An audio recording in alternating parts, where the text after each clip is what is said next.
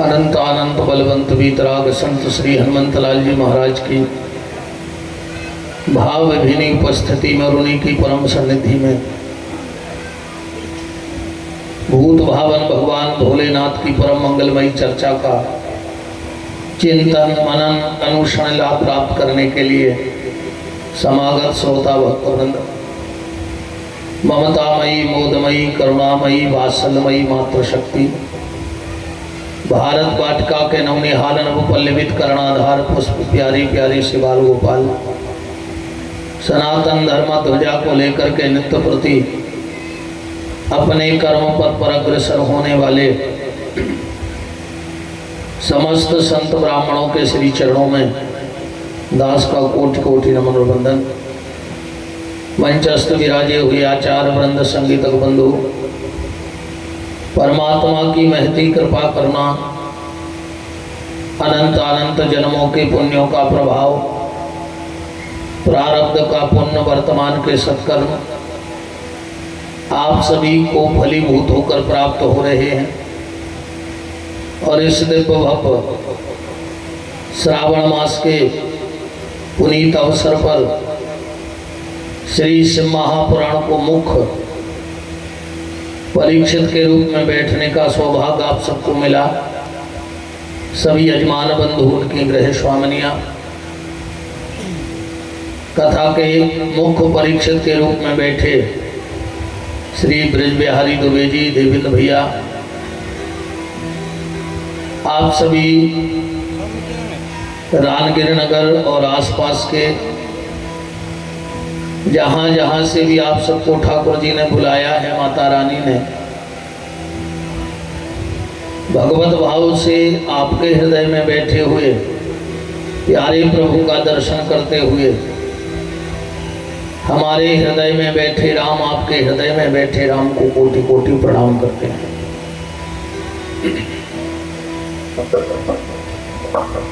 आज हम लोग षष्ठम दिवस की प्यारी प्यारी सी चर्चा में प्रवेश करने वाले हैं। आप सबसे हमारा फिर वही निवेदन है कि जितना अधिक से अधिक हो सके ठाकुर जी के नाम का जप करो,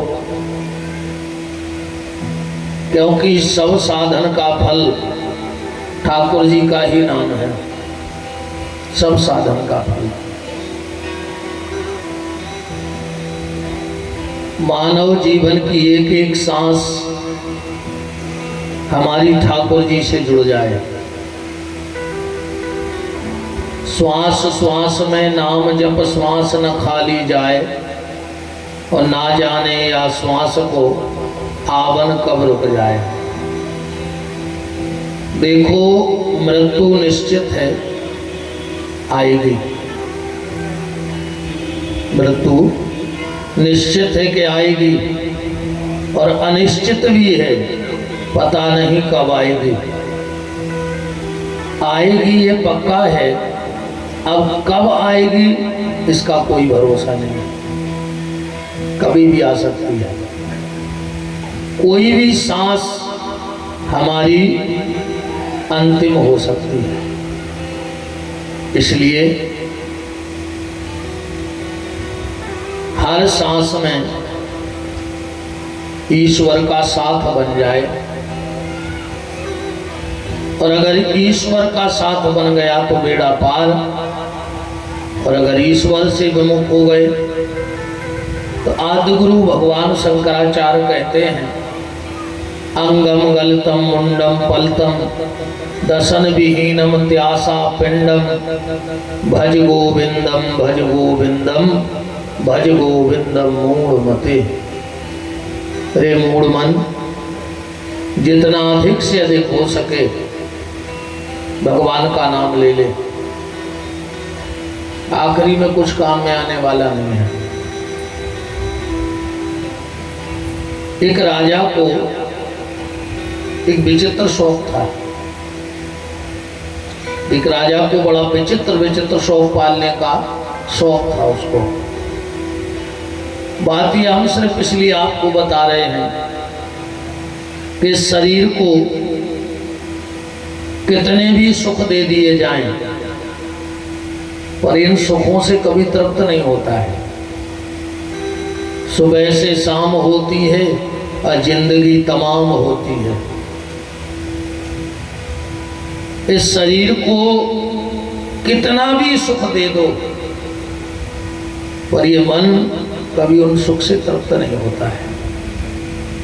तो इस मन को सुख ना देकर इस मन को सत्संग दे दो, और अगर यह मन सत्संग से जुड़ गया तो यह मन मनमोहन की तरफ जुड़ जाएगा। और जितना आप इस मन को संसार की तरफ लगाओगे, इसकी आसक्ति उतनी ही बढ़ती जाएगी। अब बंधन का जो मूल कारण है वो मन है। बंधन का मूल कारण क्या है? मन। मन के हारे हार है, मन के जीते जीत, और मन ही मिलावत राम सो, और मन ही करत है फजीत। ये मन चाहे तो तुम्हें भगवान से मिला दे, और ये मन चाहे तो तुम्हारी फजीती करा दे। बस घुमाने घुमाने का अंतर है। जैसे घर में ताला होता है, लगभग हर व्यक्ति के घर में होता है, तो ताले की दो चाबी नहीं होती, ताले की एक चाबी होती है। उसी से ताला खुलता है और उसी से ताला बंद होता है। ऐसा नहीं है कि लगाने वाला अलग चाबी देता हो और खोलने वाला अलग चाबी देता हो। तो ताले का कभी आप एक प्रयोग करके देखना, आप हमें भूल नहीं पाओगे। कभी एक उपयोग करना ताले का। आप जहां हाथ डालते हो वहां नाकामयाबी होती हो। आप कोई भी काम करते हो पर उसमें आपको सफलता ना मिल रही हो। आप सब जगह से थक चुके हो। कुछ भी उपाय आपने कर लिए हो, पर हर जगह आपको निराशा ही हाथ आ रही हो। एक छोटा सा उपाय करना। कभी शुक्रवार के दिन बाजार जाना और एक ताला लाना। बस ध्यान ये रखना कि उस ताले को ना तो दुकानदार खोले दुकान पे, ना तुम खोलना। कहना हमें तो पैकेट बंद ताला दो। वो खुलता है कि नहीं खुलता ये हमारी किस्मत है, पर वो ताला लगा के बता देना कि देखो खुल भी रहा हो, लग भी रहा हो, सही है। जो अपनों का चुने पैकेट बंद ताला लाओ दुकान से।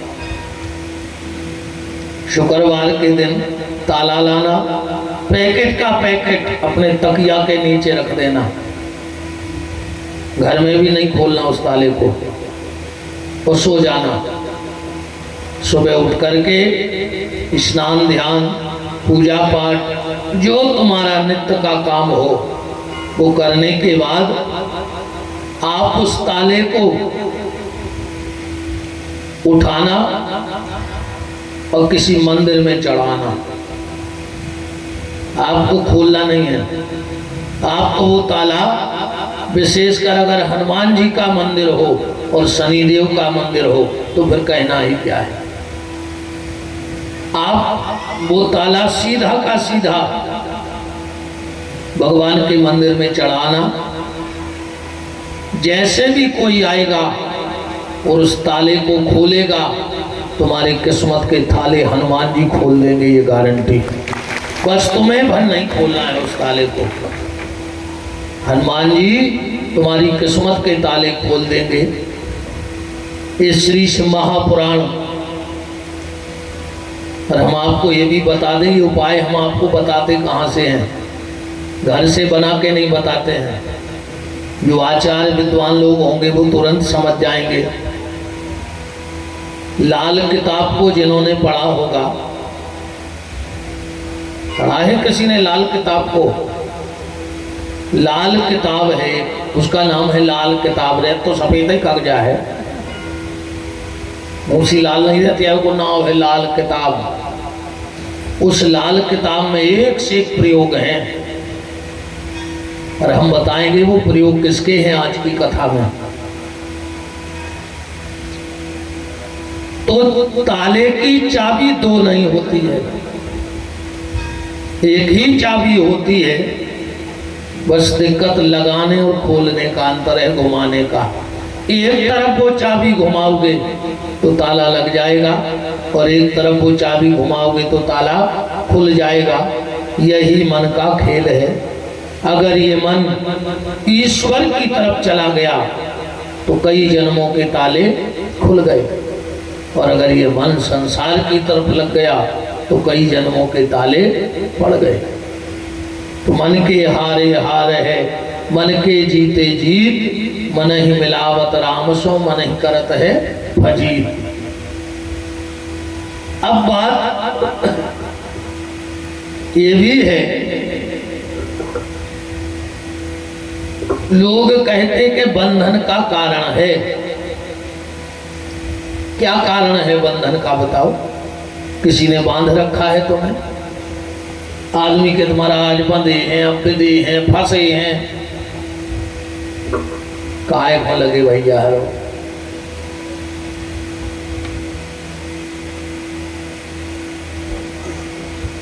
एक हिचकी में प्राण निकल जाए। फिर बंधे होते तो कोई तो रोक ले, तो पत्नी रोक लेती, पति रोक ले तो माँ रोक लेती, बाप रोक ले तो बाल बच्चे रोक लेते। अगर कोई बंधन होता तो कोई तो रोक लेता। बस तो अपने दिमाग में बैठार दी गई है कि अपन बंधे हैं, बंधे मधे कच्छू नहीं। अपनी गति ऐसी भाई है, एक आदमी ले आओ 10 गदा, तो 10 बजी रात है तो आप घर जो दुकान है हो गई बंद। तो बगल वाले ने गाँव कहने लगे दाऊ एक रस्सी दे दे। बोले काय? बोले हम 10 गदा ले आए, 9 तो हम आते हैं, एक तुम आई दे दे, कल दुकान खुल सब नहीं लेके दे दे। दाऊ है तो बहुत दिमागदार, कह लगो पागल हो, गधा बांध में रस्सी को क्या करने? बोले वो गधा भागने जाए। बोले अगर भाग जाए तो हम पैसा दें, उपाय हम बता रहे। बोले का? बोले गधा ले जाइयो, खूंटा के करके गधा को उनके गले में हाथ भर डाल दियो, उन्हें ऐसा ही करो, नहीं वो गधा रात भर ठाड़ो रहो, झूठ मूठ को बांध दो। अब सवेरो भाव उन्हें 9 गधा खोले और 10वें में लठ दे भी लग गो। अब उन्हें गए ही फिर दाऊ के गाओ कह लगे दाऊ वो गधा नहीं निकला आवाज। कह लगे तुमने खोलो तो? बोले जब हमने बांधो ही नहीं तो। बोले जो तो तुम्हें पता है कि वो बंधो नहीं है, मनो गधा तो जय जान लो कि हम बंधे यहाँ हैं। तो जैसो बांधो तो उसे खोल दे, सुबह गाओ सोरे फिर उसे के गले में हाथ डाले सो वो गधा निकल लगो। वो गधा और कोई नहीं। हाँ समझ तो गए हो जो कहे आगे के नहीं कहे, समझ तो सभी गए क्या हम का को चाह रहे थे, है ना? बेगदा हम आए हंसले, बेगदा तुम मोरे आओ, अपन सब पे गदा आए, अपन जान ले के बंधे हैं, जबकि बंधे बंधे को नहीं है। कोई बंधन का कारण नहीं है, बंधन का कारण है हमारा मन। बस इस मन को भगवान के भजन की आदत डाल दो तो उस राजा को विचित्र विचित्र शौक पालने का शौक था। एक बार वो राजा ने अपने राज्य में मुनादी करा दी कि मेरे पास एक बकरा है और सुबह इसको कोई ले जाए और खूब भोजन कराए और शाम को वो बकरा ले आए। और हम वही के सामने डाल है घास, और कौओ बकरा ने घास ने खाई तो 20,000 सोने की मोहरें दे हैं। और अगर बकरा ने एक मुंह मार दो तो जेल में डरवा दे। अब सब जो है वो दिन भर घुमाए बिल्कुल हरी दी हरी रो घास, बोकरा तो बोकरा ही जाए, वो तो शाम को जाए और जो राजा घास डाले बोकरा चरवी चालू हो जाए। क्यों बंद हो गए? एक भक्कड़ महात्मा को पता लगो, राजा के पास गए, बोले राजा हम ठहरे साधु, हमें 20,000 मोहरें नहीं चाहिए, पर ये गारंटी है कि तुम्हारा ये बकरा शाम को घास नहीं खाएगा। राजा ने कही ले जाओ, मनु बाबा जी खबर राख गो, तो उन्हें एक मुंह मार दो तो हम भूल जाए कि तुम बाबा आओ, सीधे जेल जाओ। महात्मा बोले वो तो शाम को पता पर है। महात्मा बकरा ले गए, शाम को ले आए, राजा के सामने करो, राजा ने घास डालो, बकरा ने मुंह नहीं मारो घास में। महात्मा बोले चले राजा साहब। राजा बोले गुरुजी आप चले तो जाओ, बस एक बात बता के जाओ। बोले कौन सी?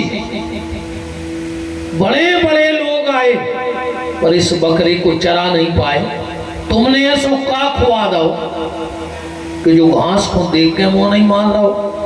महात्मा बोले जब से ले गए हैं हमने कोई इत्तनाम नहीं खुआई, मुंह को बांधो रहा पूरे दिन। बोले फिर भी मुंह नहीं मान रहा। महात्मा बोले तो सुनो, हम गए अपनी कुटिया पे ले गए और एक के सामने अच्छो हरीरो डारो घास, और जैसे ही जो घास में मुंह मारे जो लाए हम लट्ठे दे में मुंह में सुपाट उतरे, वो तनक देर सीधो सोरे में जैसे ही मुंह मारे हम एक लट्ठ फिर दे में वो बकरा के मुंह में।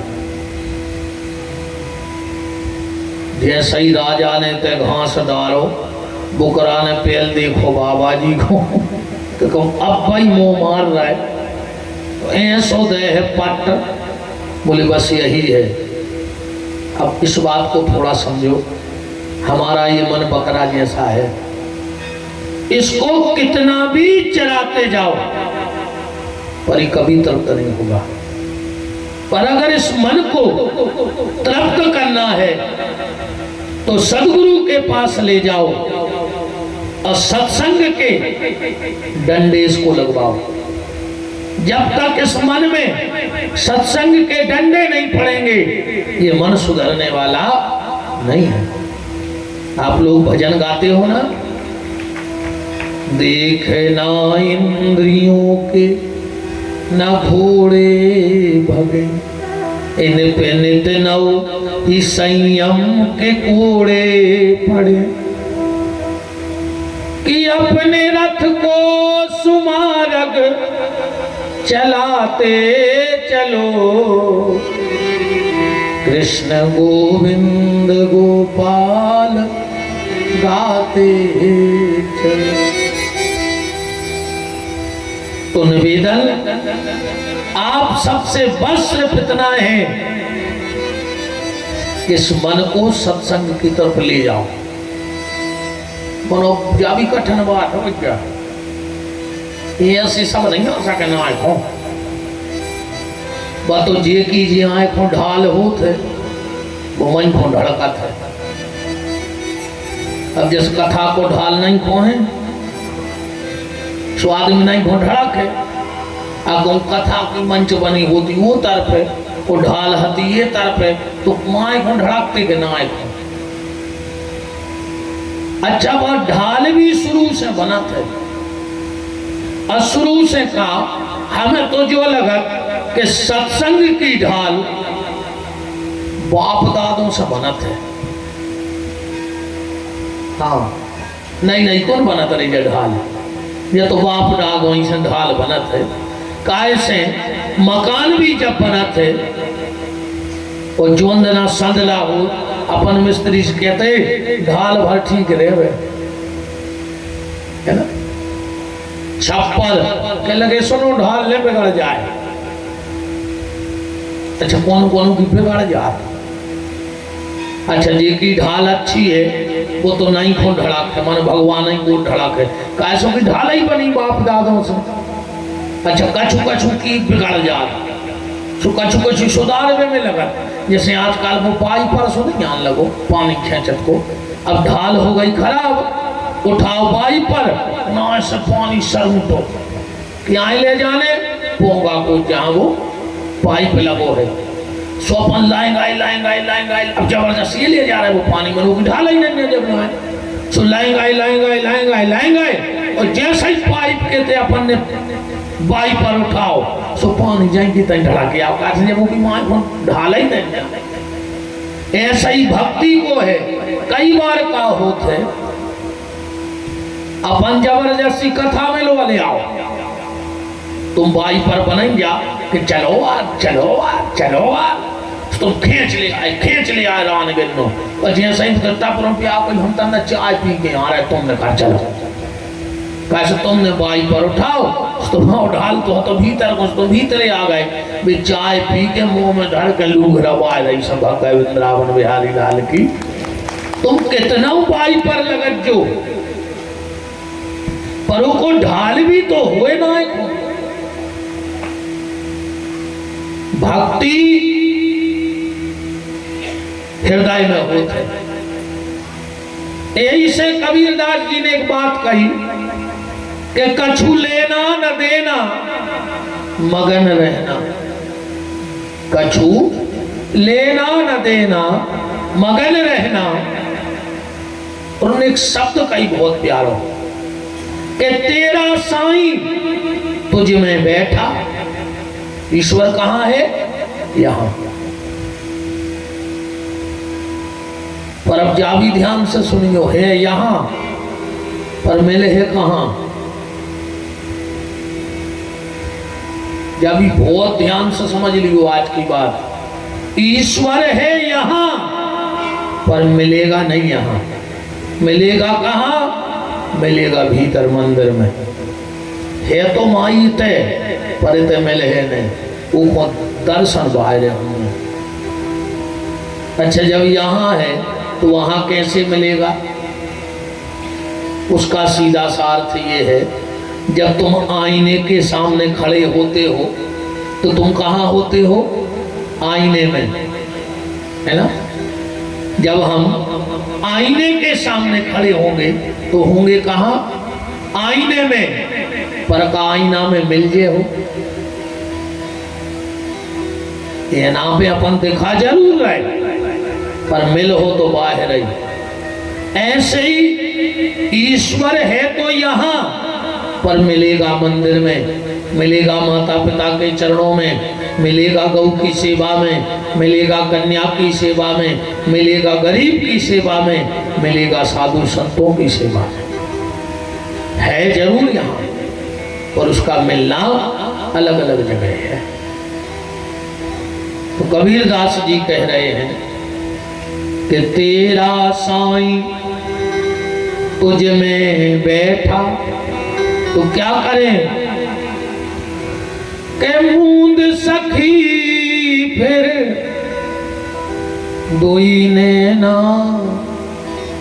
कछु लेना ना देना मगन रहना, कछु लेना ना देना मगन रहना, कछु लेना न देना मगन रहना, कछु लेना न देना मगन रहना।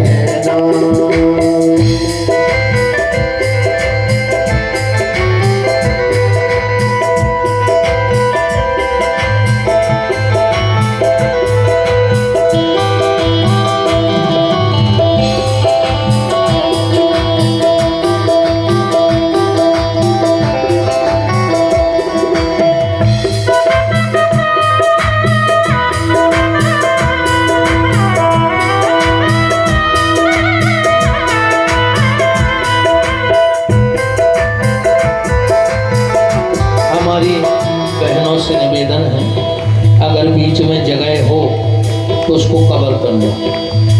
हमने पहले ही कहीं नहीं को ढड़ा के आओ, तुमोरों की ढाल तो नहीं कौन है, सिर्फ पुराण की तरफ है ना।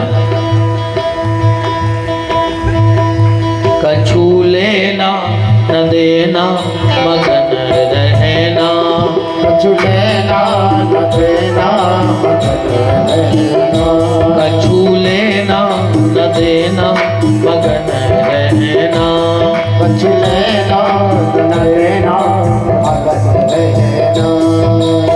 शिव महापुराण में बीच में जगह ऐसे भी खाली न छोड़ो चाहिए। कोशिश करो कि अपने बगल में कोई अन्य बैठ पाए दो जनों के बीच में। कैसे शंकर जी की कथा में चुड़ैले भी आऊ से कथा सुनवे, तो इधर तो पंडाल भर गाँव है। अब उनको जब कहूँ जगह न मिले सुबह तुम्हारे बगल में बैठे। अच्छा माताओं की दोस्ती हो जाए जल्दी, तो जब वे बगल में बैठे तो तुम्हारी चिनार हो जाए। चिनार हो जाए तो भी तुम्हारे संग तुम्हारे घरे चली जाए। तो जे को लो आ जाने हुए कि अगल बगल में जगह खाली छोड़ियो। हाँ बिल्कुल जगह नहीं रहने देने अपन को तो आकर फंस जाए। अब भैया है निश्चिंत ने हो जाइयो, तुम्हारों के बगल में खप्पी सा आकर बैठे। इसे तुम्हारों को भी जगह जजमानों के इतने बैठन में हैं हम, जजमानों में बहुत जगह है अभी बीच में।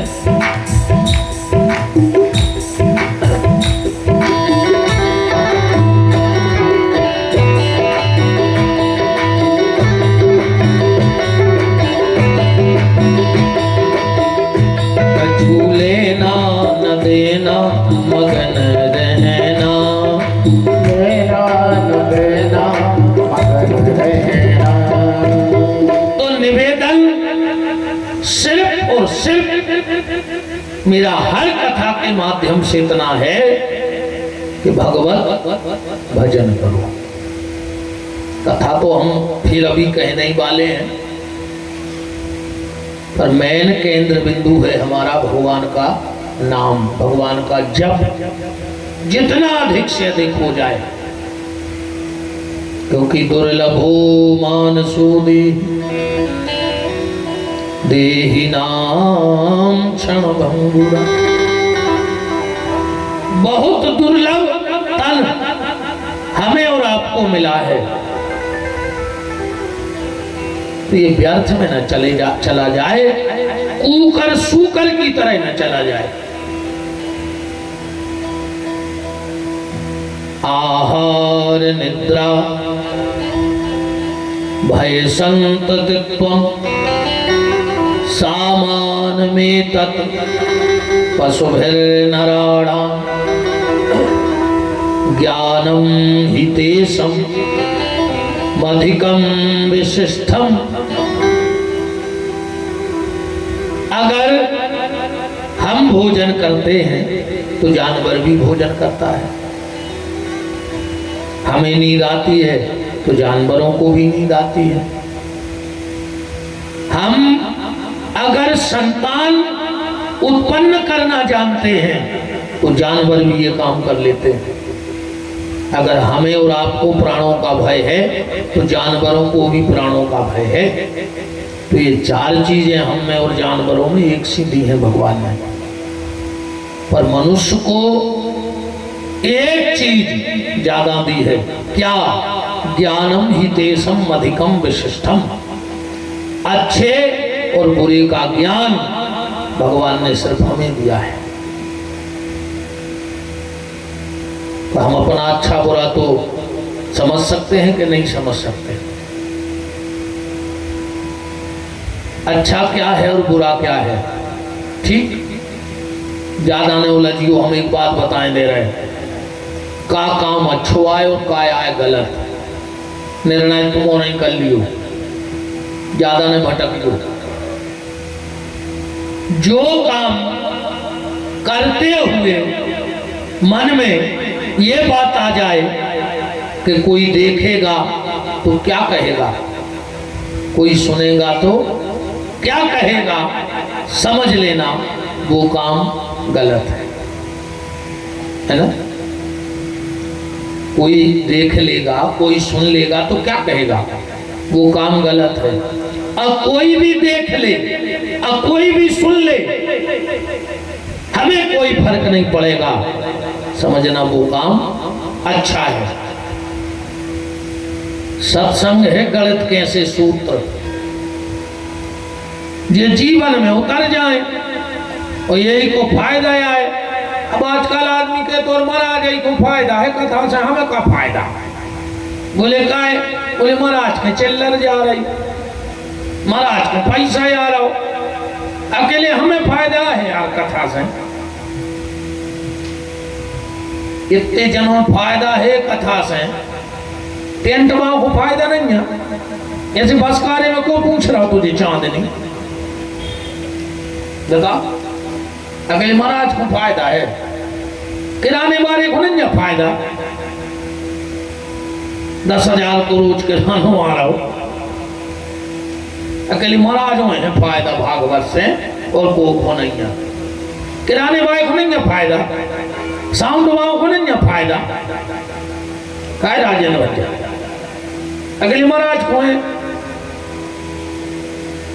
साउंड वालों को फायदा, किराने वालों को फायदा, टेंट वालों को फायदा।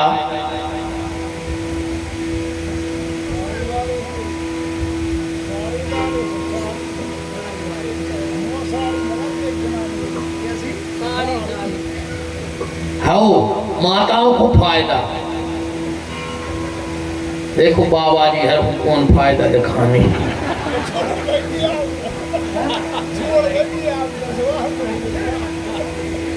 देख रहे बच्चे।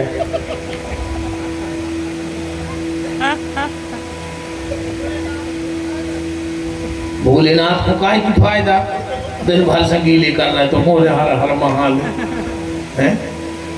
उस सबसे ज्यादा फायदा पता है कौन कौन है, पुरानी बेरे आओ नहीं धमाक ले जाओ नहीं है फायदा। बहुत आदमियों को फायदा है, नहीं जजमानों को भी फायदा है। फिर गल गई आज जजमानों की अच्छी। ब्रजेश सिंह जी पाटई, उनकी तरफ से एक दिन जजमानों की फिर चकाचक है, तो मैंने थप्पड़ी बजा दी, आ जाई। अच्छा हुआ गई कायदा जी, खा के चिट्ठी क्या दे रहा है, बताओ यार बच्चा। जब डकर गए पूरे जजमान, जब हमें पता ही नहीं पड़ो, हम तो जान रहे थे अगली आ है फायदा, मैंने तो फिर ही हुआ है। ये वो जजमानों की देख रहे बच्चा, खा के हम बता रहे कि आप कह दे। चलिए बहुत बहुत धन्यवाद है श्री ब्रजेश सिंह जी पाटई। आज सभी यजमान, और यजमान ही नहीं भैया, सत्यता ये है कम से कम 400-500 लोगों का भंडारा चल रहा है, 400-500 लोगों का भंडारा चल रहा है। हम भी देखते रहते हैं। तो अन्नदान सबसे बड़ा दान माना जाता है। अन्नदान क्या है? सबसे बड़ा दान है। और श्री विशाल सिंह जी सरखेड़ा के द्वारा 2 कुंटल अन्नदान भी इस कार्य में सम्मिलित किया गया है। बहुत बहुत धन्यवाद है। 7-5 की लाकड़ी एक जने को बोझ। अन्नदान इसलिए महादान कहा गया है क्योंकि अन्नदान में संतुष्टि है और किसी दान में संतुष्टि नहीं है। आप किसी को कितना भी दान दे दो पर उसमें संतुष्टि नहीं है। तुम तो भाई हमारी 31 तारीख को विदाई करो, पूरे जजमान कचहरी चलियो और अपनी अपनी जमीन लिख दियो पूरी हमें। पर फिर भी संतुष्टि नहीं रहे। हमें लगे यार 10-20 एकड़ और बढ़ जाती, संतुष्टि नहीं है। विदाई में सोना दान कर देना, मन में आ यार इतने जजमान आते 100 और मिलाते तो 500 मोटो हो जातो, उते भी संतुष्टि नहीं है। तुम कितना महंगो कपड़ा ले आइयो, तुम तो 5000 रुपया को मीटर को ले आइयो हमें देवे, पर मन में आ है कि यार जब तो ले आए थे तो फिर अच्छो मटकई को ले आओ तो 6000 रुपया मीटर को, उते भी संतुष्टि नहीं है। पर अन्नदान एक ऐसा दान है जिसमें संतुष्टि हो जाती है। आदमी उतना ही खाएगा जितना पेट में बनेगा। खाते खाते कभी ये मन में विचार नहीं आएगा कि 4 पुणी कल को और धन लेते, मन संतुष्टि हो गई कि नहीं हो गई। इसलिए अन्नदान को दानों का राजा माना गया है। जैसे कन्यादान निरभिमानता का दान है, अन्नदान करने के बाद भी अभिमान आता है। इसमें संतुष्टि तो है पर अभिमान नहीं छोड़ेगा। कितना कछु आ जाए, एक बार तो मन में आई जे है कि पर हमने ऐसो करो तो इतना सा अभिमान आएगा, पर आएगा। ये मानव जीवन है, अपन इतने बड़े देवता नहीं है कि अपन सब जीते आ गए। पर कन्यादान जो है वो निरभिमानता का दान है। कन्यादान करने के बाद आज तक किसी को अभिमान नहीं आया। इतना खर्च करने के बाद पिता बेटी के विवाह में आखिरी में हाथ जोड़ के सामने वाले से यही कहते कि हमारी तय गुंजाइश थी, हम ज्यादा कछु कर नहीं पाए। आज तक कौन मोड़ी के बाप ने विदा के समय कही कि बताओ कछु कमी रही हो तो नहीं कह सकता, क्योंकि कन्यादान निरभिमानता का दान है। पर एक बात बताओ, कन्यादान तुमने किया है उसका तुम्हें फल मिलेगा कैसे? कन्यादान करने के बाद तुम्हें क्या करना होगा कि तुम्हें कन्यादान का फल मिल जाए? और खाली तुमने कन्यादान किया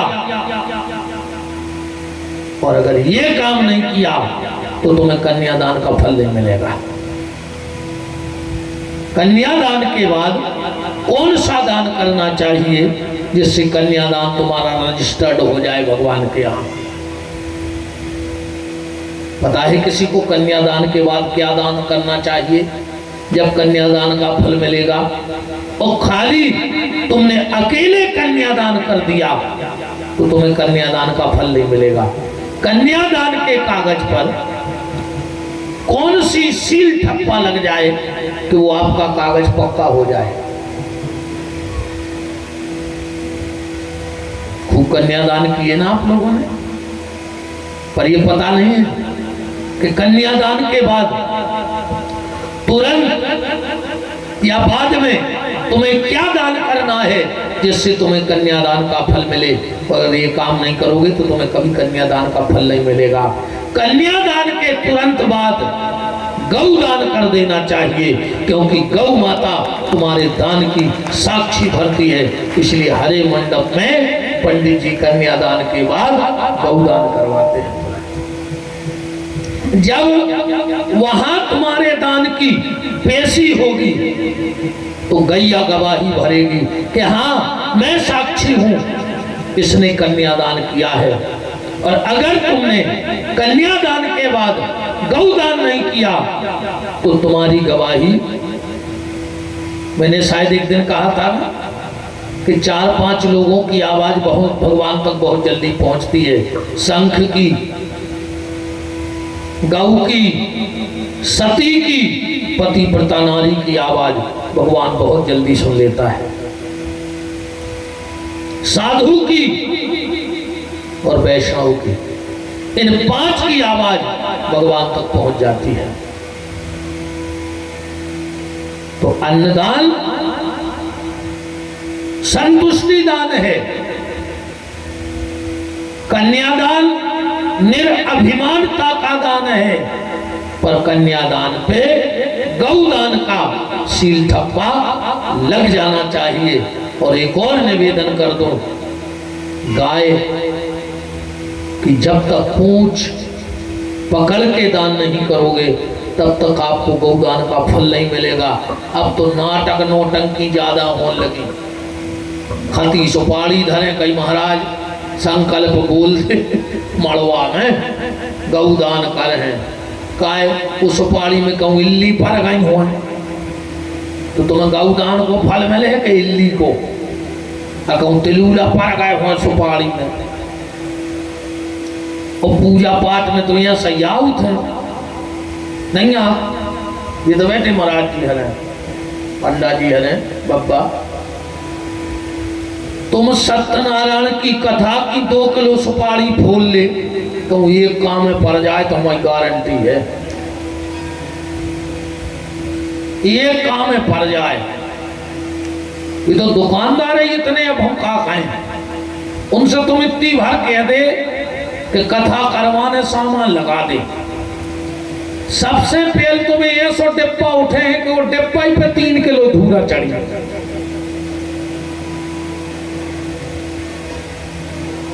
कई सुपारी दे दे और कई तौलिया दे दे तो 7-8 रुपया की तौलिया है ना। महाराज ले आए घरे और जो मुंह पहुंचो स्वादी तौलिया भोई में छवि आधी तौलिया लेलार पे रह गई आधी तौलिया दाढ़ी में आधी महाराज पकड़े काय हो करवा रहा भैया बिल्कुल मत करो ऐसा। एक बात बताओ अगर तुम सत्यनारायण की कथा नहीं करोगे तो तुम्हें कोई गोली मार देगा क्या? मान के चलो नहीं करो तो तुम्हें का को गोली मार दे। जरूरी नहीं कि हर पूरे को कसार भूंज के बेइज्जत जो रानगिर में तुम तो साल में एक बार कराएंगे हम के जिंदगी में एक बार कराओ पता नहीं ऐसो तो करो रे भज्जा जी ऐसो को नियम है। खुद के लिए 1000 रुपया मीटर को कुर्ता और महाराज को 12 रुपया को लट्ठा। ऐसा मत करो क्योंकि भगवान उस दर्जी की तरह है। भगवान बिल्कुल दर्जी को काम करत है वो नाप लेते और जैसो नाप दे हो वो अरे जी आधे वो आई गए नामदेव भी आ गए।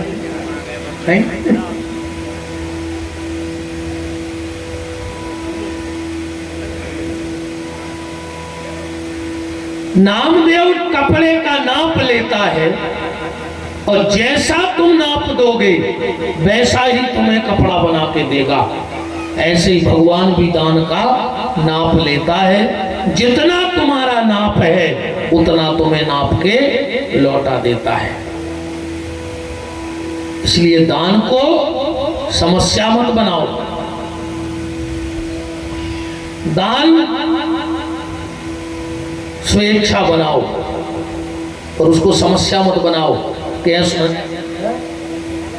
अरे तुम तो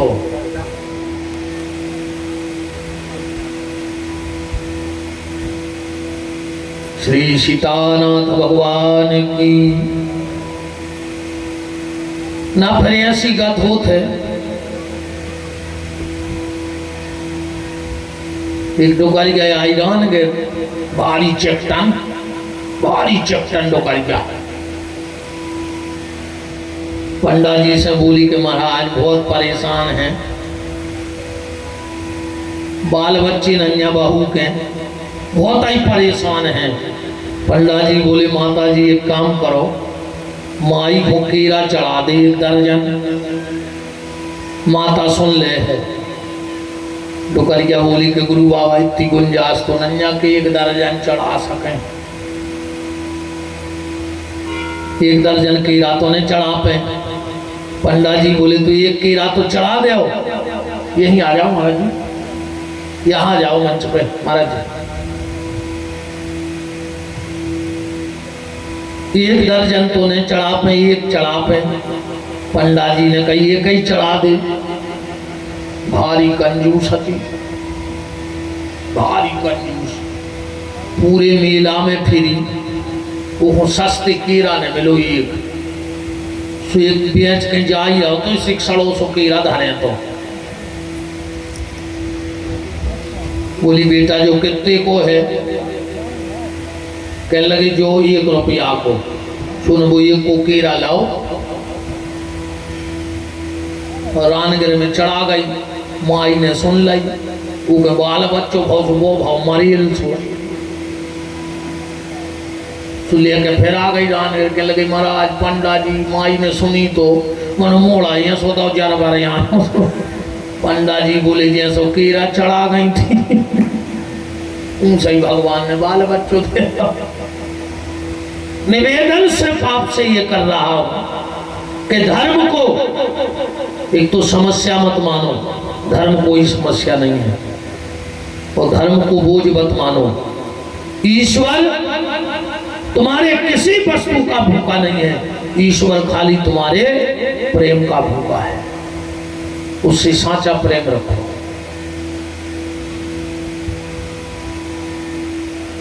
तो बात कैसे उठ गई थी आज के भंडारे से। भैया खूब खूब धन्यवाद जिन्हें भंडारों कराओ आज को। और हम कहते को और की इच्छा हुई तो बिल्कुल ने सकुच क्यों। हाँ बिल्कुल ने सकुच क्यों। कोई ऐसी मन में बाहुर माल रसी उठ रही हो है। तो आई कह दे जा। अच्छा अब आई कह दे में जी बोले देखो कितने जल्दी चट पे आएगा वो हम बेटा। बिल्कुल भैया कोई दिक्कत नहीं है। 3 दिना की बात है। हम कहते एक जने ने हो सो 2 जने मिलकर करवा दियो। 2 ने हो तो 60 जजमान हो 6 इकट्ठे हो जा। और का बिल्कुल चकाचक चलन दो भैया। कल आप चर्चा में सुन रहे थे कैसे शिवरात्रि का व्रत बना, कैसे प्रदोष का व्रत बना, कैसे सप्तऋषियों की उत्पत्ति हुई, कैसे भगवान शिव पिंडी बने और माता पार्वती जलेरी बनी। भगवान शिव के प्रसाद के बारे में आप लोगों ने सुना। पिछली कथा में मैंने आपको रुद्राक्ष महत्व, भस्म महत्व और भगवान शंकर के पूजा का विधान और शिव वास का महत्व बताया था। मैं शिव वास को पुनः दोहराना चाहता हूँ, इसलिए दोहराना चाहता हूँ शिव वास को। ना मैं भस्मी के महत्व में जाऊंगा क्योंकि पिछली बार मैंने कहा था, ना मैं रुद्राक्ष महत्व सुनाऊंगा क्योंकि मैंने पिछली बार विस्तार से 1 मुखी से 14 मुखी तक के रुद्राक्ष की आपको पूरी बात बताई थी कि किसको कौन सा रुद्राक्ष पहनना चाहिए, कौन सा रुद्राक्ष किस अंग में पहनना चाहिए। सब रुद्राक्ष गले में नहीं पहने जाते वरना उसका परिणाम भी गलत होने लगता है। पर शिव वास इसलिए कहना चाहता हूं कि इसका ज्ञान हमें होना चाहिए क्योंकि भगवान शंकर की पूजा के लेवे के देवे भी पर जाते हैं। ठीक, कभी अपने घर में आप शंकर जी बनवाओ मिट्टी के, क्योंकि कलयुग में सबसे ज्यादा जो फल देने वाले हैं वो भगवान पार्थवेश्वर मिट्टी के शिवलिंग हैं। अब इसमें भी अलग अलग विधान है। ब्राह्मण वर्ण जो भगवान शंकर की पिंडी बनाए उस मिट्टी का कलर लाल होना चाहिए। फिर देखो आप ब्राह्मण को कैसे नहीं भूलता है। क्षत्रिय के लिए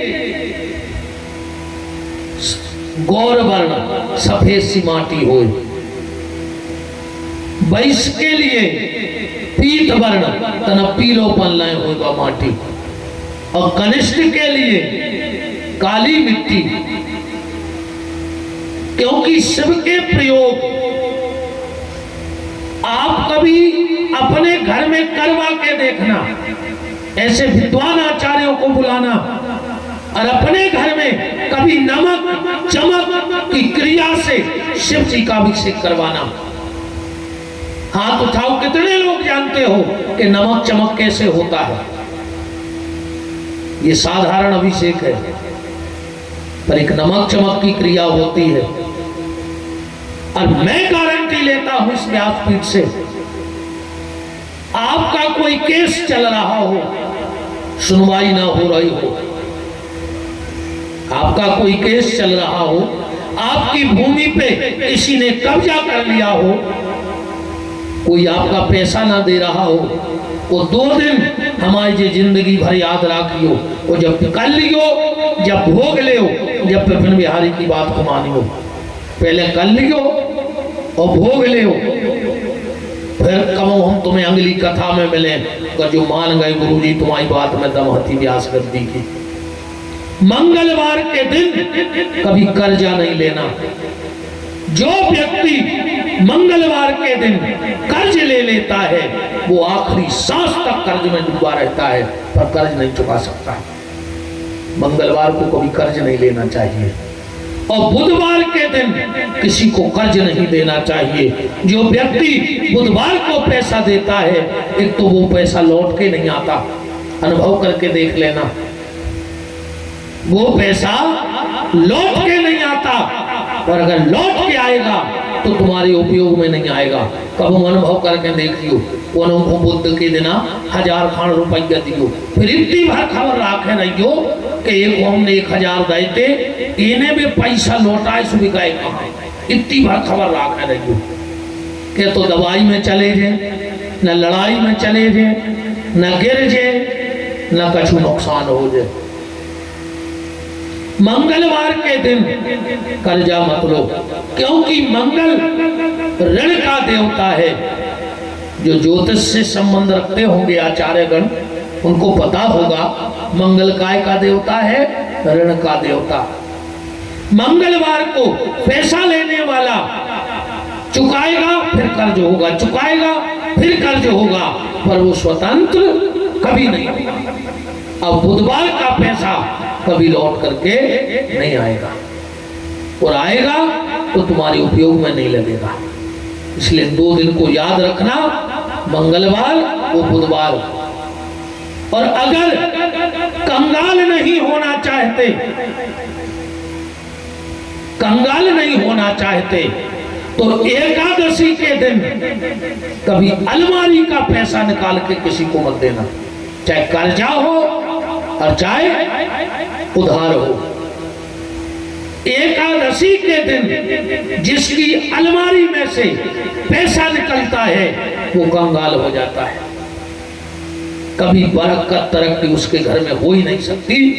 जहां अलमारी समझ गए, कोई तिजोरी भी रखता है, कोई पेटी में भी रखा था, जहां पैसा सुरक्षित रखा हो। हर घर में रहता भैया के फलानी अलमारी, कई दादा हरे अलमारी में तारे डाले रहे, कई डुकरियाँ डाले रहे तारे। डुकरियाँ पैसा नहीं धरे, वे तो दूध घी बहु भर न खा पाए। हाँ, डुकरियाँ सुई कहाँ नहीं है, अकेली बम्बों की कहानो कहें। हाँ, अरे दद्दा खुद की मोड़ी आ है, सुबह नपा कर लाएंगे, तना दाल लाएंगे, तना नमक लाएंगे, तना जुआ लाएंगे, बिना तना अचार को डब्बा, और बहू को चाय नहीं पीने दे रही, मार के चिटिया बना हो, वो अलमारी में चिपकी रहे हो। हाँ। अलमारी का पैसा, तिजोरी का पैसा, पेटी का पैसा, तिजोरी का पैसा एकादशी को नहीं निकालना चाहिए, वरना वो आदमी कंगाल हो जाता है। ये छोटी छोटी बातें हम लोगों को बहुत नुकसानदेह हो जाती हैं। अब तुम तो एक काम कर दो, हम ज्यादा जबरदस्ती भी नहीं कर, तुम तो 5 गियारस यहाँ पैसा धरत हो वो में से निकाल कर को दे भर दियो, चाहे 1-1 रुपया दे दियो, फिर 6वीं गियारस पमाए दिया जो मुंह पटक ली, हम बताएं कि का करो उसको बच जाओ। तुम तो 5 गियारस भर नियम से कोई जगह जहाँ पैसा धरत हो वो में से निकाल के और पैसा भर दे दियो को, बस सोई तुम मान जाओ कि जब व्यास गद्दी कितनी सांची है और कितनी झूठी तो है ही नहीं ना। जब बात तो हम कह नहीं सकते कि व्यास गद्दी से कोई शब्द निकले और झूठ निकल जाए। तो शिव पास का ज्ञान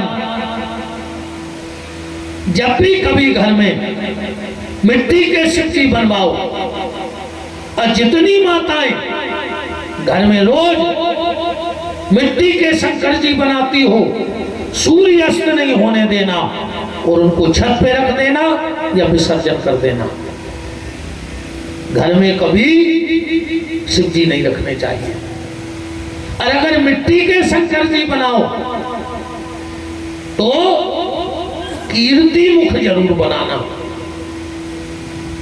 क्योंकि जो माताएं मिट्टी के शंकर जी तो बनाती हैं और कीर्ति मुख नहीं बनाती, खाली शंकर जी की पिंडी बनाई 2-4 उतरी रख के पूजा कर लेती हैं, वो परिवार में शांति को खा जाती है, उस घर की शांति खत्म हो जाती है। तो कीर्ति मुख जरूर बनाना अगर मिट्टी के शंकर जी बनाती हो। कीर्ति मुख जानते हो कौन है? हाथ उठाओ, कौन कौन जानता है कीर्ति मुख कौन है? बताएं कि कीर्ति मुख कौन है। एक समय की बात, बहुत ध्यान से सुनना।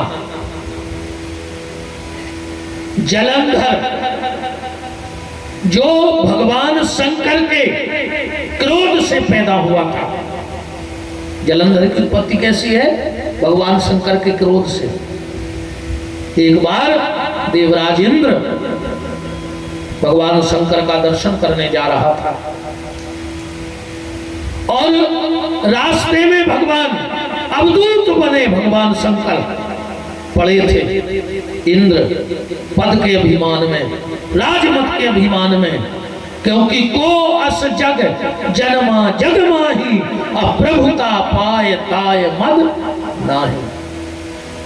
मान, प्रतिष्ठा, नाम, पैसा आवे और अभिमान ना हो, ऐसा तो हो नहीं सकता। पर हो सकता है कब? अभिमान तब नहीं आएगा जब आप भगवान के चरणों के सेवक बन जाओगे। उस सेवक को कोई अभिमान नहीं होता। दास को काय का अभिमान? क्योंकि दास के मन में ये बैठ जाता है कि जो कुछ है सो मालिक का है। भाई तुम्हारी मोटर चलाते हैं ड्राइवर, तो वो तो अकड़ के चलते नहीं। भाई मोटर मालिक तुम हो, पर तुम तो 24 घंटा में बैठे रहेंगे। आप तो सही मालिक तो ड्राइवर है, के हाथ में है। मोटर तुम्हारे पास नहीं है, मोटर ड्राइवर के पास है, पर मोटर मालिक तुम हो, वो मोटर मालिक नहीं है। संपत्ति वो लिए घूम रहा है, तुम तो जी बैठे कथा में। ऐसा ही है कि नहीं? पर मालिक तुम कहाँ रहे हो, संपत्ति उसके पास है।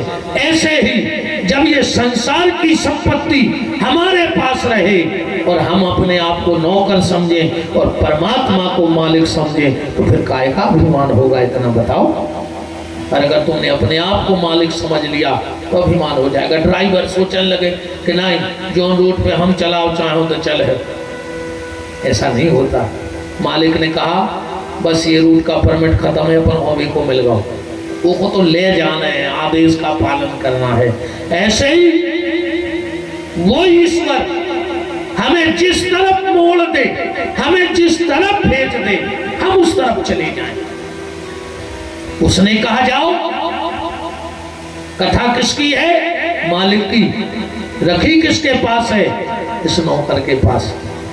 कथा किसकी है? मालिक की।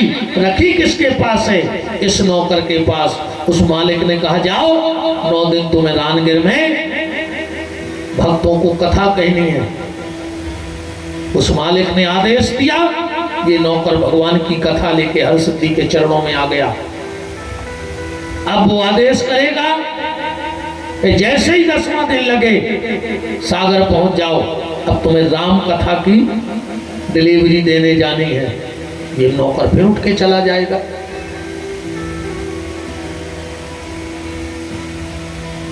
तो भगवान शंकर अवधूत बनकर पड़े थे रास्ते में और इंद्र पद के अभिमान में।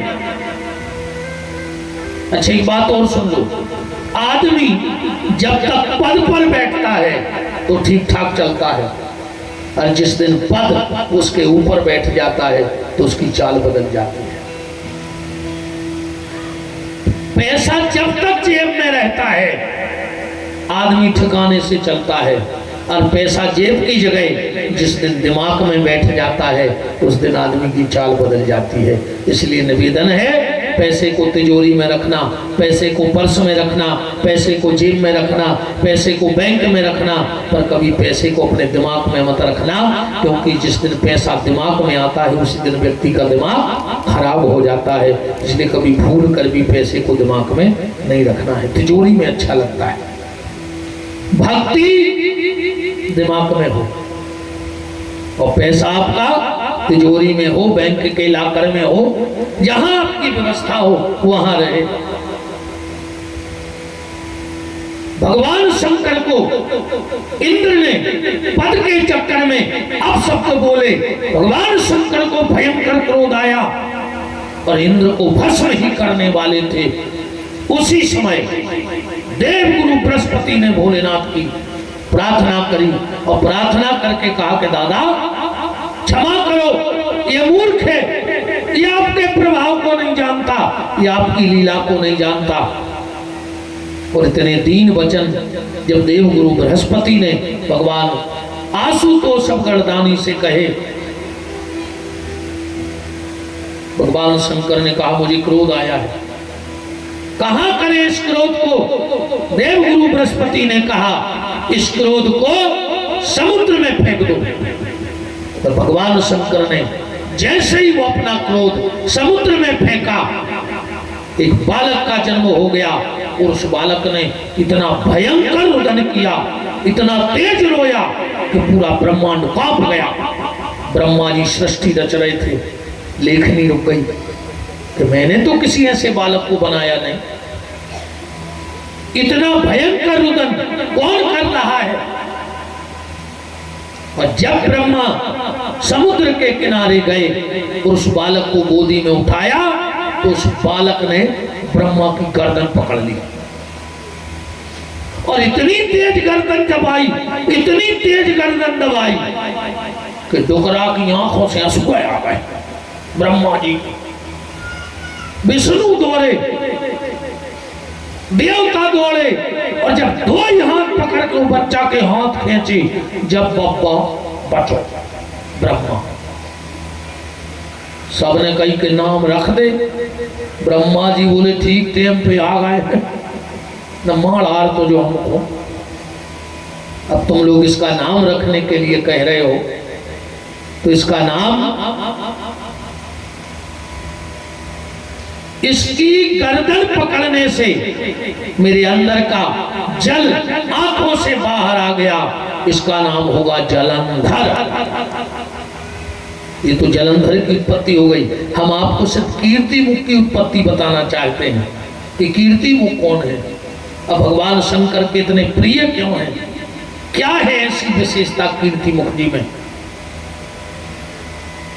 एक दिन जलंधर, अच्छा इसकी पत्नी बड़ी पतिव्रता थी, नाम तो जानते होंगे, वृंदा, तुलसी। अच्छा जब ये इतनी पतिव्रता थी, इसको इतना दुष्ट पति क्यों मिला? ये भी प्रश्न उठता है। देखो भैया, पत्नी अच्छी होए, पति खराब होए तो गड़बड़, पति अच्छा होए पत्नी खराब होए तो गड़बड़, दो ही अच्छे भाव चाहिए। ना तने ऐसी बात हो जाए कि गाड़ी में एक तरफ ने दे ऊंट और एक तरफ ने दे बैलवा, कहाँ जे है वह बैलगाड़ी बताओ। तो ये हमारी बात नहीं है, इन जैसे संतों का अनुभव है। संत श्री मलुकदास जी ने कहा है महाराज जी कि वैष्णव संत आ वैष्णव नारी तो ऊंट बैल की बनी सवारी। ये संत श्री मलुकदास जी के शब्द हैं। गणेश जी ने श्राप दे दी थी अपन परों की कथा में सुन लीजिए कथा विस्तार से। वृंदा को गणपति जी का श्राप है कि तुझे दुष्टपति मिलेगा। तो जलंधर का विवाह वृंदा के साथ हुआ। एक दिन नारद जी पहुंच गए। अच्छा अभिमानी आदमी के तारीफ भर करत रहो, भारी खुश रहते अभिमानी आदमी। नारद जी बोले यार जलंधर तुम्हारा महल तो एक नंबर को है, कह लगे चलो खजाना और देख ले। और ये कह लगे तो उन्होंने कहा कुबेर कह लगे चलो तो शस्त्रागार और देख ले। और ये बोले इतने तो हथियार ने होंगे इंद्र के, कह लगे चलो तो फिर हम छत और देख ले। छत पे गाँव बोले इतना बड़ो तो नहीं कैलाश को मैदान, कह लगे तो तना हमारी पत्नी और देख ले। नारद जी पहुंचे और जो वृंदा को देखा जलंधर बोलो कछु। नारद जी बोले अपने बोल पे, बोले का है? बोले तुम ये जगह फेल हो गए। जलंधर बोलो मतलब? नारद जी बोले सुनो, तुम्हारी शानी में हर मामले में ने तो ब्रह्मा तुम्हारे आगे लग रहा है, ने विष्णु तुम्हारे आगे लग रहा है, ने इंद्र ने कुबेर। और नारद जी चुप हो गए।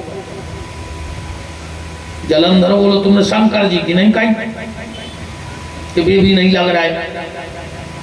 नारद जी बोले वे तो निकल गए तुमसे आगे। जलंधर बोलो काय में? न घर न दूर न कपड़ा न लत्ता न नातेदार न काय में टक्कर है। नारद जी बोले कि जितनी सुंदर उनकी पत्नी है उतनी तुम्हारी दुनिया, तुम ये जगह पीछे रह गए। इतनी के नारद जी तो चले गए। अच्छा नारद जी को काम ही जो है। जलंधर की रात भर नींद नहीं लगी कि बताओ हम शंकर जी से पत्नी के मामले में पीछे हैं। सुबह उठा, सभा में गया और राहु से कहा जाओ राहु उस शमशानवासी शंकर से कहना कि महाराज जलंधर ने तुम्हारी पत्नी मंगाई है, अब वो कमी भी पूरी हो जाए, फिर हमारी टक्कर में कोई न रहे।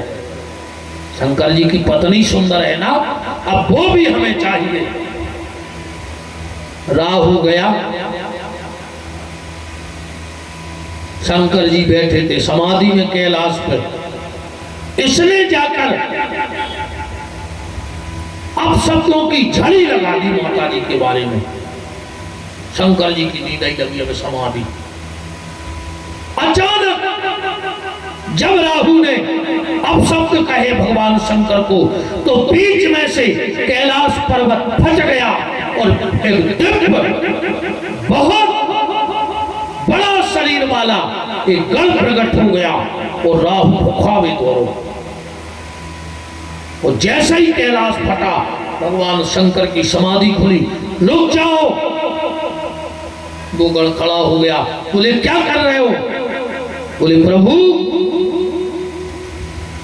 इसने मेरी माता के खिलाफ अब शब्द बोले, मैं इसे खा जाऊंगा। भगवान शंकर ने कहा नहीं, इसका कोई दोष नहीं है, ये दूत है। रामायण में लिखा है नीति विरोध न मारे दूता। इसकी क्या गलती?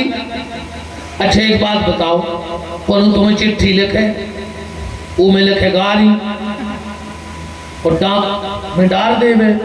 अब पोस्टमैन आवे तुम्हारे घर देवे चिट्ठिया और तुम चिट्ठिया खोल के पोस्टमैन में लट दे। तो पोस्टमैन की क्या गलती? वो तो बंद लिफाफा ले आओ। बोलो पोस्टमैन की कछु गलती है का? भगवान शंकर ने कहा यह दूत है, इसको नहीं मारना चाहिए, दंड तो इसके स्वामी को मिलेगा, जलंधर को मिलेगा। तो इस गण ने कहा भोलेनाथ मुझे भयंकर भूख लगी है, मैं क्या करूं? भगवान शंकर ने कहा अपने हाथ पांव खा लो। गण ने पहले अपने दो ही हाथ खा लाए और दो ही पांव खा लाए। आदमी को सबसे प्यारो शरीर ही होता है, बात की तो सब चीजें अलग हैं। जब शरीर ही नहीं रसो का पैसा को चाट ले, का सोनो चांदी को कर ले, या अपने ही निपट गए तो का काम को कछो। भगवान शंकर ने कहा तूने मेरे कहने से अपने हाथ पांव खाए हैं, जा तेरी कीर्ति जगत में विख्यात हो जाएगी और तेरा अकेला मुंह बचा है, इसलिए आज से तेरा नाम ही कीर्ति मुख हो जाएगा। आज से तेरा नाम क्या होगा? कीर्ति मुख।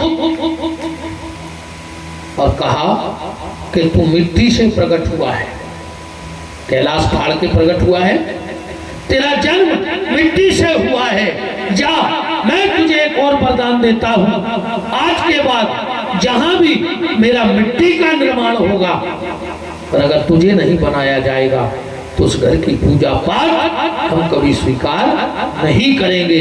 जो भी मेरा पार्थिव मिट्टी का शिवलिंग बनाएगा और अगर तुझे बगल में नहीं बिठाएगा तो वो पूजा में स्वीकार नहीं करूंगा। इसलिए जब शिव जी की अष्टमूर्ति बनती है तो हमारे आचार्य, हमारे विद्वान कीर्ति मुख को भी बनाते हैं। आप लोग तो बनाते होंगे कि नहीं बनाते हो? 8 मूर्ति कीर्ति मुख जरूर बनाया करो। पूरी मूर्तियां ना बना पाओ तो कोई बात नहीं। जब शिव की पिंडी बनाई तो एक माटी का गोला लिया और उसका खाली सिर बना दो, थोड़ा सा मुंह लंबा कर दो। चलो कल सुबह हम एक बना के आपको दिखाएंगे और अपन कोशिश करेंगे कि सोमवार को, पर अगर आप लोग जल्दी कर लोगे तो, क्योंकि रविवार तक कथा होनी है ना, और सोमवार से हमारे राम को फिर सागर में MS गार्डन में राम कथा गानी है 9 दिन की। तो सावन सोमवार रहेगा तो अपन ऐसा करेंगे कि खूब जल्दी, ठीक, शिव अभिषेक करेंगे उस दिन। हम भी आपके साथ बैठ के यहीं अभिषेक करेंगे और फिर हम 8 मूर्ति बनाएंगे। जो अष्टमूर्ति भोलेनाथ की पूजा में बनती हैं वो सोमवार के दिन हम अष्टमूर्ति अपने हाथ से बनाएंगे। बिल्कुल 2-4 जजमान चाहे इतवार को यहीं रुक जाना, हम बिल्कुल 4:30 बजे मूर्ति बनाने बैठ जाएंगे, क्योंकि 2.5-3 घंटा लगता है पूरी 8 मूर्ति बनाने में। तो फिर अपन सोमवार को अष्टमूर्ति का अभिषेक करेंगे।